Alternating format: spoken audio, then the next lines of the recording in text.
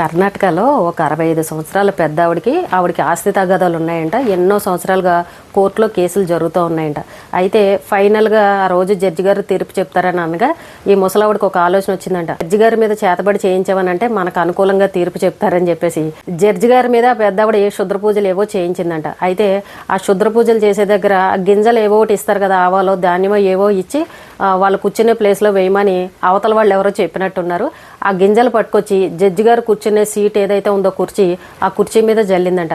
కోర్టుకి అందరూ రాకముందే వచ్చేసి ఆ కుర్చీలో జల్లడం మొత్తం అంతా సీసీ కెమెరాలో రికార్డ్ అయ్యేసరికి అక్కడ ఉన్న పోలీసులు చూసి ఆవిడ్ని పట్టుకొని అరెస్ట్ చేయడం జరిగింది. ఇప్పుడు ఆస్తి వాయిదాలు కాస్త పక్కకు వెళ్ళిపోయి ఈవిడ ఆ పని చేసినందుకు ఆవిడని అరెస్ట్ చేసి జైలుకు పంపించారు. చూసారండి, అత్యాశకు పోయి లేనిపోని పిచ్చి పిచ్చి ఆలోచనలు చేసి జడ్జి గారి మీదే చేతబడి చేద్దామన్న ఆలోచన ఆ పెద్ద ఆవిడకి వచ్చిందనంటే ఇప్పుడు జీవితం చూసారా మొత్తానికి జైల్లోకి వెళ్ళి కూర్చుంది.